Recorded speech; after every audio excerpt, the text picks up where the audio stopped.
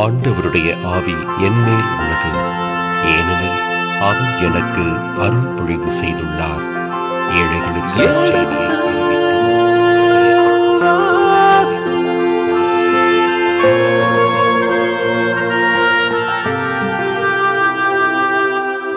எடுத்து வாசி.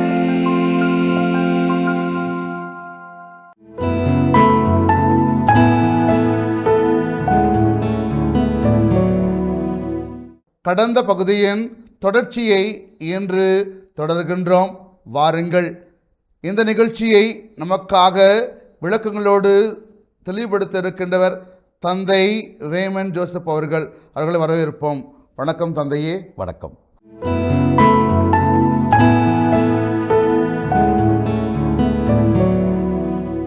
முதல் 21. தலைமை குரு செராயாவையும் துணை குரு செப்பனியாவையும் வாயிற்காவலர் மூவரையும் மெய்க்காப்பாளர் தலைவன் சிறைப்பிடித்தான். ஆக குருக்களையும் விட்டு வைக்கவில்லை, மக்களையும் நாடு கடத்தினார்கள். கைவினைஞர்கள் அத்தனை பேரையும் நாடு கடத்தினார்கள். 2வது பொருட்களையும் எடுத்து சென்றார்கள். 11ஆம் வசனத்திலிருந்து 17ஆம் வசனம் வரை 2 வகையான நிலைகளில் இந்த நாடு கடத்தல் பற்றி பேசுகிறது. 11 முதல் 12 அந்த 2 வசனங்கள் மக்கள் யார் யார் நாடு கடத்தப்பட்டார்கள் என்கிற செய்தியை சொல்லுகிறது. ஏழைகள் தவிர மற்ற எல்லாரையும் நாடு கடத்துகிறான். 13லிருந்து 17ஆம் வசனம் வரை பொருட்கள் என்னென்ன கொண்டு போனா, வெண்கலம், பொன், வெள்ளி, அந்த பொருட்கள் எல்லாம் தூண்களிலிருந்து எல்லாவற்றையும் கழட்டிட்டு போனான், உடைத்து நொறுக்கிட்டு போனான். இப்போ 18லிருந்து யார் குருக்கள், யார் யார் ஆலயத்தில் பணியாளர்களாக இருந்தார்களோ அவர்களையும் விட்டு வைக்கவில்லை. தலைமை குரு சராயாவையும் துணை குரு சப்பனியாவையும் வாயிற்காவலர் மூவரையும். திருப்பாடல் 84 பேசுகிறது, ஆண்டவரே என்னை வாயில் காவலனாகவது இருக்க வையும். அந்த அளவுக்கு ஒரு முக்கியமான பணி கோவில் வாயில் காவலனாக இருக்கிறவன். வாயிற்காப்பவர்கள் மூவரையும் மெய்காப்பாளன் தலைவன் சிறைபிடித்தான். 19 போர் வீரர்களின் தலைமை அதிகாரியையும். ஆக குருக்கள் மட்டுமல்ல, கோவிலில் பணியாற்றுகிற மட்டுமல்ல, போர் வீரர்களின் தலைமை அதிகாரியையும். ஏற்கனவே படை வீரர்களோடு அரசன் வெளியேறினா அவனை பிடிச்சிட்டாங்க. இப்போ போர் வீரர்களின் தலைமை அதிகாரியையும். நகரில் இருந்த அரசவையோருள் 5 அந்த அரசபையில் இருந்த அலுவலர்கள் 5 பேர் எஞ்சி இருக்கிறார்கள், அவர்களையும் கைது செய்கிறான். 3வது படை தேர்வு மற்றும் பயிற்சி அலுவலரின் செயலரையும். இந்த அளவுக்கு ஒரு விளக்கமான யார் யாரை கைது செய்திருக்கிறார்கள், யார் யார் பிடிபட்டு இருக்கிறார்கள் என்று ஒரு தெளிவான லிஸ்ட் இது. அந்த அளவுக்கு அவர்கள் பதிவு செய்திருக்கிறார்கள். யார் யார் நேபுகாத்நேசரால் கைது செய்யப்பட்டு நாடு கடத்தப்பட்டார்கள் என்கிற ஒரு நீண்ட ஒரு தயாரிப்பு வைத்திருக்கிறார்கள். அந்த அடிப்படையில் தான் அலுவலகரின் செயலரையும். நகருள் கண்ட பொதுமக்களுள் 60 பேரையும் அவன் நகரிலிருந்து கடத்தினான். ஆக இவ்வளவு பேரை அவன் கடத்தி சென்றிருக்கிறான். மெய்காவலர் தலைவன் தலைமை குரு சராயாவையும் துணை குரு சஃபனியாவையும், அதே மாதிரி வாயில் காக்கிறவர்கள் மூவரையும், அப்புறம் போர் வீரர்களின் தலைமை அதிகாரியும், நகரில் இருந்த அரசவையோரில் 5 பேரையும், படைத்தேர்வு மற்றும் பயிற்சி அலுவலகரின் செயலையும் என்று நகரில் யார் யாரை கண்டார்களோ அந்த 60க்கும் மேற்பட்ட மக்களையும் எல்லாரையும் அவன் கடத்தி சென்றான். 20ஆம் வசனம். மெய்காப்பாளர் தலைவன் நெபுசரத்தான் அவர்களை பிடித்து ரிப்லாவில் இருந்த பாபிலோனிய மன்னனிடம் கொண்டு சென்றான். ரிப்லாவில் தான் இந்த பாபிலோன் மன்னன் நேபுகாத்நேசர் இருக்கிறான். எருசலேமுக்கு வரல. அதாவது எருசலேம் முற்றுகையிடப்பட்டது என்றால் அரசன் முற்றுகையிடுவதில்லை, போர் வீரர்கள் முற்றுகையிடுவார்கள். அரசனிலிருந்து அவனுக்கு எல்லா செய்திகள் வரும். இப்படி மக்களை எல்லாம் நீ கவனிக்கணும், இந்த வழியாக உள்ளே நுழையணும், இது வழியாக யார் வந்தால் இப்படி சந்திக்கணும் என்கிற எல்லா செய்திகளுமே அரசனிடமிருந்து சேர்ந்துவிடும். அதன்படி படைத்தலைவன் நடந்து கொள்வான். எனவே படைத்தலைவன் தான் இங்கே பாதுகாப்பு கொடுப்பான். படைத்தலைவனுடைய தலைமையின் கீழ் தான் போர் வீரர்களெல்லாம் செயல்படுவார்கள். மீண்டும் இந்த யார் யாரை கைது செய்கின்றானோ, நாடு கடத்தி கொண்டு போவானோ எல்லாரும் யாருக்கு முன்னால் போவார்கள்? முதல்ல அரசனுக்கு முன்னால் போவார்கள். அதுதான் நடக்கிறது. அவன் ரிப்லாவில் இருக்கிறான். ரிப்லா என்பது நான் ஏற்கனவே சுட்டிக்காட்டியபடி சிரியாவில் இருக்கிற ஒரு நகர். கிளையாதுக்கு வடக்கே இருக்கிற பகுதி. அங்கே தான் கிளையாது என்பது யூதா வடநாடு தென்னாடு என்று வருகின்ற அந்த யோதானுக்கு அக்கறை பகுதியில் இருக்கிற பகுதி. இறைவாக்கினர் எலியா பிறந்த பகுதி. அவர் பிறந்த அந்த டிஷ்பே என்கிற நகர் அங்கே தான் இருக்குது, கிளையாத்தில் தான் இருக்குது. பாஷான் என்கிற பகுதிகள் எல்லாம் அந்த பகுதியில் தான், கிளையாத்தில் தான் இருக்குது. எனவே கிளையாத்துக்கு வடக்கே இருக்கிற ரிப்லா என்கிற பகுதியில் தங்கி இருக்கிற நெபுகாத் நேசார் என்கிற அந்த மாபெரும் மன்னனுக்கு முன்னால் அழைத்து செல்கிறார். தொடர்ந்து ஆமாத்து நாட்டின் ரிப்லாவில் பாபிலோனிய மன்னன் இவர்களை வதைத்து கொன்றான். இதுதான் அவனுடைய ஒரு மகிழ்ச்சி. இந்த சாடிஸ்ட் என்று சொல்கிறோம்ல, இவர்களை கைது செய்து அழைத்து போய் மன்னனத்துக்கு முன்னே நிறுத்தினா அவங்கள கொலை செய்து அவன் அப்படியே கொண்டாடுவான். எந்த அளவுக்கு இந்த மக்களை எல்லாம் நான் என்னுடைய கைப்பாவையாக மாற்றி இருக்கிறேன் என்பதிலே அவனுக்கு ஒரு மகிழ்ச்சி. என்னுடைய அதிகாரம் வரம்பு மீறியது என்று அவன் தன்னையே தம்பட்டம் அடித்துக் கொள்கின்ற ஒரு நிகழ்வு அது. நான் தான் உனக்கு வாழ்வாகவும் சாவாகவும் இருக்கிறேன், நீ என்னுடைய ஆதரவு இல்லாமல் எப்படி நீ வாழ முடியாது, நான் தான் இந்த உலகத்தில் அரசன், உலகத்தை எல்லாம் ஆளுகின்றவன், அதனால் உன்னை என்னவும் செய்ய முடியும், உன்னை வாழ வைக்க முடியும், உன்னை வீழ்த்தவும் முடியும். நீ எனக்கு முன்னால் நீ மண்ணுக்கு சமம், தூசிக்கு சமம். அதான் அவன் சொல்லாமல் சொல்லுகிறான்.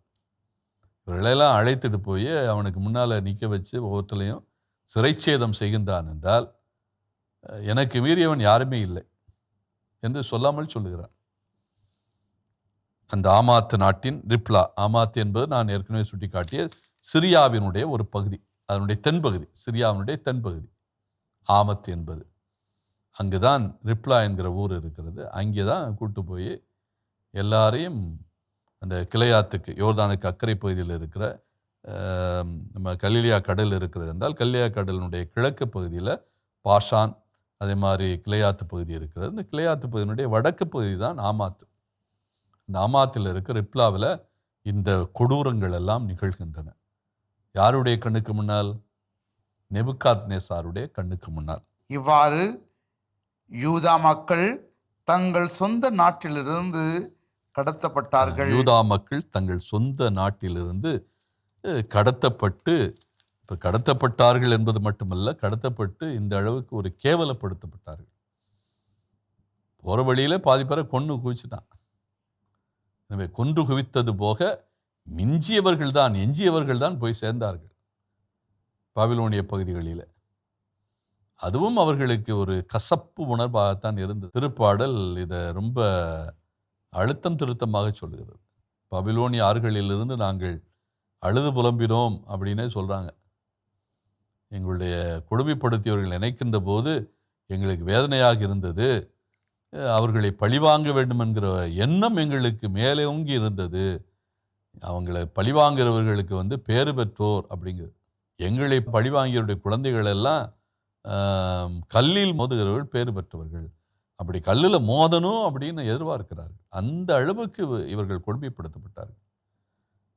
குழந்தைகளெல்லாம் கல்லில் மோதணும், அதுவும் பபிலோனியர்களுடைய குழந்தைகளை, ஏதோமியருடைய குழந்தைகளை கல்லில் மோதணும் அப்படின்னு ஒருத்தர் விரும்பினானா என்ன பொருள்? அந்த அளவுக்கு அவன் காயப்பட்டு இருக்கிறான் என்று பொருள். அப்படிதான் பார்க்கணும், அவனுடைய காயங்களை பார்க்கணும். அவன் சொல்ற வசனங்களில் இருக்கிற கொடூரத்தை பார்க்கக்கூடாது. அவன் அந்த கொடூரமான சொற்களை சொல்லுகிறான் என்றால் என்ன பொருள்? அதை அனுபவித்திருக்கிறான். அதனுடைய வெளிப்பாடாக வருகிறது தான் இந்த வார்த்தைகள். இந்த வார்த்தைகளை நம்ம நேருக்கு நேராக பொருள் கொள்ளக்கூடாது. இந்த வார்த்தைகள் இவ்வளவு கடுமையாக வருதுன்னா என்ன பொருள்? அந்த அளவுக்கு இவன் வாழ்க்கையில் வஞ்சிக்கப்பட்டு இருக்கிறான், நொறுக்கப்பட்டு இருக்கிறான், காயப்பட்டு இருக்கிறான். அந்த காயப்பட்டதனுடைய வெளிப்பாடு தான் அது. தந்தை, நாம் இப்பொழுது 25ஆம் அதிகாரத்தில் இரண்டாவது பெரும் பிரிவின் பகுதிக்கு சில இருக்கின்றோம். ஆமா. விளக்கங்களை சொல்லுங்க தந்தையே. 25ஆம் அதிகாரத்தினுடைய 2ஆம் பெரும்பிரிவு வந்து பபிலோனியருடைய ஆளுகையில் யூதாவும் எருசலேமும் என்கிற தலைப்பு. அதில் வந்து 3 குறும்பிரிவுகள் இருக்கிறது. கெதலியா ஆளுநராக வருதல் முதல் பிரிவு, 22 முதல் 24 வசனங்கள். கெதலியா கொலை செய்யப்படுதல் வந்து 25 முதல் 26. பாபிலோனில் யோயாக்கினுடைய நிலைமை 27 முதல் 30. இப்போ இந்த முதல் குறும்பிரிவு யூதாவின் ஆளுநனாக கெதலியா நியமிக்கப்படல். அதாவது பபிலோனியர்களுடைய ஆட்சி காலம் மட்டுமல்ல, பொதுவாகவே எல்லா ஆட்சியாளர்களும் தாங்கள் கைவசப்படுத்துகிற பகுதிகளை ஆளுநர் கொண்டு ஆட்சி செய்வார்கள். என்றால் பேரரசன் என்கிறவன் அவனுடைய சொந்த நாட்டில் இருக்கிற தலைநகரில் இருப்பான். அந்த பேரரசு வந்து அவர்கள் கைப்பற்றிய பகுதிகளின் அடிப்படையில் முக்கியமான தலங்களாக இருக்குது. அந்த தலங்களுக்கு, முக்கிய தலங்களுக்கு வந்து இப்போ உதாரணமாக யூதா என்கிற பகுதி, இஸ்ரேல் என்கிற பகுதி, இப்படி 2 பகுதிகள் இருந்துச்சுன்னா 2 பகுதிகளும் தனித்தனி ஆளுநர்களே அவர்கள் நியமிப்பார்கள். அது பொதுவாகவே இனங்கள் அடிப்படையில் இருக்கும். யூத இனம் அல்லது கலப்பு இனங்கள் அல்லது இதுமேயா, ஏதோமியருடைய பகுதி, மோபாவியருடைய பகுதி என்று அந்தந்த பகுதிகளுக்குரிய ஆளுநர்கள் இருப்பார்கள். இதில் பெரும்பகுதியான ஆளுநர்கள் வந்து அந்த இனத்தைச் சேர்ந்தவர்களே இருப்பார்கள். அவர்கள் யார் அரசர்களுக்கு சாதகமாக இருப்பவர்களாக இருக்க வேண்டும். அரசர்கள் தங்களுக்கு எதிராக இருக்கிறவர்கள் நியமிக்க முடியாது. எனவே தங்களுக்கு ஒத்துப்போகிறவர்களை ஆளுநராக நியமிப்பார்கள். ஆளுநர்கள் என்பது ஏறக்குறைய இந்த அரசர்களுக்கு வரி வசூல் செய்து கொடுக்கிற ஒரு பொறுப்பை பார்க்கிறவர்கள், அவ்வளோதான். இந்த பகுதியை பொறுத்த மட்டில் அந்தந்த பகுதிகளுக்குரிய வரவுகள் எல்லாம் எங்கே போக வேண்டும்? பேரரசனுக்கு போக வேண்டும். வரிகளாக இருக்கலாம் அல்லது நாட்டில் இருக்கிற வருமானங்களாக இருக்கலாம். எல்லாமே யாருக்கு போக வேண்டும்? பேரரசனுக்கு போக வேண்டும். அதிலிருந்து ஒரு பகுதியை என்ன பண்ணுமா, இந்த பகுதியினுடைய வளர்ச்சிக்காக செலவழிப்பான். பொதுவாக வளர்ச்சிக்காக செலவழிப்பது ரொம்ப ரொம்ப குறைவு. அதுவும் குறிப்பாக பாபிலோன் அல்லது அசிரியா போன்ற கொடுமைப்படுத்துகின்ற நாடுகள், இவர்களெல்லாம் மக்களை கொடுமைப்படுத்தியவர்கள். அவர்கள் வந்து அந்த நாட்டினுடைய வளர்ச்சியில் அக்கறை கொள்ள மாட்டார்கள். ஆனால் பாரசீகர்கள் வந்து அவர்கள் அப்படி அல்ல. அவர்கள் வந்து எல்லாரையும் ஏறக்குறைய தங்களுடைய மக்களாக பார்க்கிறவர்கள். அடிமை மக்களை கூட தங்களுடைய ஆட்சியின் கீழ் இருக்கிற தம் மக்கள் என்று பார்க்கக்கூடியவர்கள். அதனால் அவங்க வந்து வளர்ச்சியை கண்ணோக்குவார்கள். ஆனால் பபிலோனிய மன்னர்கள் அப்படிப்பட்ட வளர்ச்சி கண்ணோக்கிலே பார்க்காதவர்கள். அந்த அவர்களுக்கு பொறுப்பாக இருக்க வேண்டும் அந்த பகுதிக்கு. என்றால் நேரடியாக ஆட்சி செய்ய முடியாது. அரசனுக்கு தேவையான செய்திகள் எல்லாம் இவர்கள் வழியாக போக வேண்டும். அந்த நிலையில் தான் ஆளுநர் நியமிக்கப்படுகிறான். இப்போ யூதாவினுடைய ஆளுநனாக கெதலியா என்கிறவன், அவன் ஒரு யூதா நாட்டை சேர்ந்தவன். அதுவும் குறிப்பாக அரச குடும்பத்தோடு நெருங்கிய தொடர்பில் இருந்தவன்.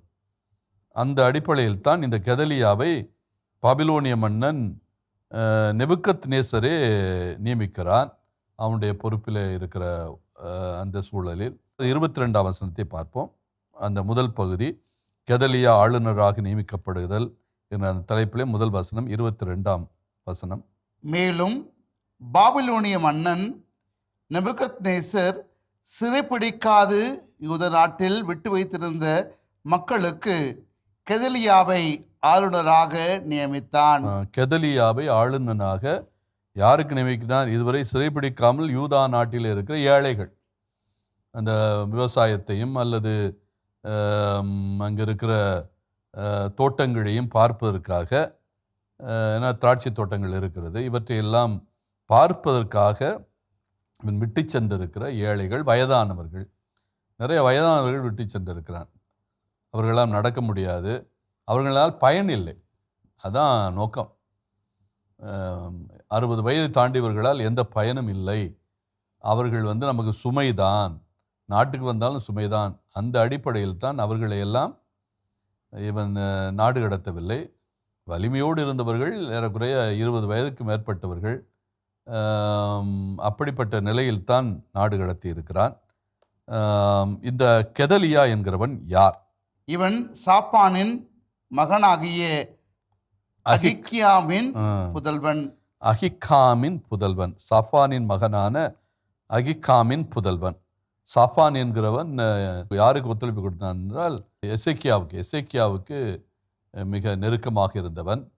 எசேக்கியாவினுடைய ஆட்சியில் அவனுக்கு மிக நெருக்கமாக இருந்து உதவி செய்தவன். அவனுடைய மகனாகிய அகிக்காமினுடைய புதல்வன் தான் இந்த கெதலியா. 23 பாபிலோனிய மன்னன் கெதலியாவை ஆளுநராகிய நியமித்த செய்தியை படைத்தலைவர்கள் எல்லோரும் அவர்களோடு இருந்த வீரர்களும் கேள்விப்பட்டார்கள். எனவே இந்த செய்தியை படைத்தலைவர்கள் என்றால் யாருடைய படைத்தலைவர்கள்? ஏற்கனவே அரசனாக இருந்த செதக்கியாவினுடைய ஆட்சியில் பணியாற்றிய படை வீரர்கள். இவர்கள் இந்த செய்தியை கேட்டார்கள். இதில் பல பேர் தப்பி ஓடி இருக்கிறார்கள். நம்ம ஏற்கனவே பார்த்தோம்ல, படை வீரர்கள் எல்லோரோடும் யார் போனது? செதக்கியா அரசன். இவர் செதக்கியா அரசனையும் அவனுடைய குடும்பத்தினர் தான் கைது செய்தார்கள். மற்றவர்கள் சிதறி ஓடினார்கள்.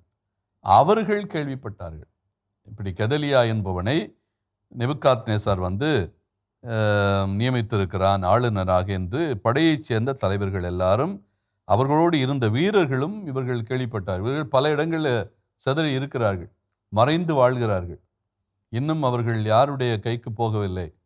பபிலோனிய மன்னன் நேபுகாத்நேசாருடைய கைகளுக்கு போகவில்லை. இவர்கள் இந்த செய்தியை கேள்விப்படுகிறார்கள். எனவே நெத்தனியாவின் மகன் இஸ்மாயேல் எனவே நெத்தனியாவின் மகன் இஸ்மாயேல், அவனும் ஒரு போர் வீரன், படைத்தலைவன்.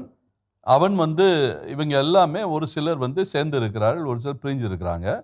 இப்போ இந்த குழுவில் இருக்கிற நெத்தனியாவின் மகன் இஸ்மாயேலும், அதே மாதிரி காரையாகுவின் மகன் யோகன்னான், காரையாவின் மகன் யோகானான் என்கிறவன் இன்னொரு படைத்தலைவன் அல்லது படைக்கு பொறுப்பாக இருக்கிறான். அவனும் தப்பியோடி இருக்கிறான். அதே மாதிரி அடுத்தவன் நெட்ரோபாயர் என்பது ஒரு பொறுப்பு. இந்த நெட்ரோபாயரான தன்குமேத்தினுடைய மகன் செராயா, தன்குமேத்து என்கிறவனுடைய மகன் செராயா என்கிறவன், அவனும் ஒரு படைத்தலைவன். அடுத்தடுத்து மாக்காத்தியர் ஒருவரின் மகன் யாசானியா ஆகியோர். யாசானியார் என்பவரும் ஒரு படையில் இருக்கிற ஒருவர். ஆக இப்படி 4 பேர். இவர்களெல்லாம் படையில் இருக்கிறவர்கள். இவர்களுடைய தந்தைகள் எல்லாம் காலந்தொட்டு படைகளிலே பொறுப்பாக இருந்தவர்கள். எனவே இவர்களுடைய பிள்ளைகள் இப்பொழுது படைகளில் இருக்கிறார்கள். தம் ஆளுகளுடன் மிஸ்பாவில் இருந்த கெதலியாவிடம் வந்தனர். கெதலியாவிடத்தில் வருகிறார்.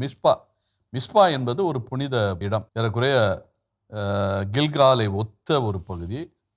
கில்கால் எப்படி ஒரு புனித பகுதியாக இருந்ததோ, சாங்சுரி என்று ஆங்கிலத்தில் சொல்வார்கள், புனித இடமாக இருந்தது, அதே போல மிஸ்பா என்பதும் ஒரு புனிதமான இடம். அங்குதான் இறைவாக்கினர்கள் வழக்கமாக குழுமி இருப்பார்கள். அந்த மிஸ்பாவுக்கு இந்த கெதலியா போயிருக்கிறார். இப்போ மிஸ்பாவுக்கு கெதலியா போனது கண்டு இந்த 4 பேருமே புறப்பட்டு வருகிறார்கள். யார்னா இஸ்மாயேல், யோகானான், அதே மாதிரி செராயா, அதோடு யாசானியா, இந்த 4 பேரும் புறப்பட்டு யார்கிட்ட வர்றாங்க? கெதலியாவிட்ட வர்றாங்க. மிஸ்பாவில் இருக்கிற கெதாலியாவிடத்தில் வருகிறார்கள். 24 கெதலியா அவர்களையும் அவர்களின் ஆளுகளையும் நோக்கி, கெதலியாவும் அவர்கள் 4 பேர் மட்டுமல்ல, அவரோடு ஆட்களையும் கூட்டி வருகிறார்கள், படையில் இருக்கிற பொறுப்பானவர்களையும் கூட்டி வருகிறார்கள். இப்போ கெதலியா அவர்களை பார்த்து அவர்களுக்கு அறிவுரை சொல்லுகிறான். என்ன அறிவுரை சொல்லுகிறான்? கல்தேய அலுவலர்களுக்கு நீங்கள் அஞ்ச வேண்டாம். உங்களை அவன் பிடிச்சிட்டு போவான், உங்களை சிறைபிடிப்பான், உங்களை அடிமைப்படுத்துவான், உங்களை கொலை செய்வான் என்று நீங்கள் கவலைப்பட வேண்டாம். உங்கள் நாட்டில் இருந்து கொண்டே பாபிலோனிய மன்னனுக்கு பணிவிடை செய்யுங்கள். பாருங்கள், அந்த ஒரு கெதலியா எதற்காக அவன் ஆளுநராக நியமிக்கப்பட்டான் என்கிறது இங்கே வெளிப்பாடு. இப்போ அவன் யாருடைய சார்பாக பேசுகிறான்? பபிலோனிய மன்னனுக்கு சார்பாக பேசுகிறான். அவன் உங்களை ஒன்றும் செய்ய மாட்டான், அவனுக்கு பணிந்து நடங்கள், பபிலோனிய மன்னனுக்கு பணிவிடை புரிவது தான் உங்களுக்கு நல்ல ஒரு அறிவுரை. அதான் உங்களுக்கு நல்லது.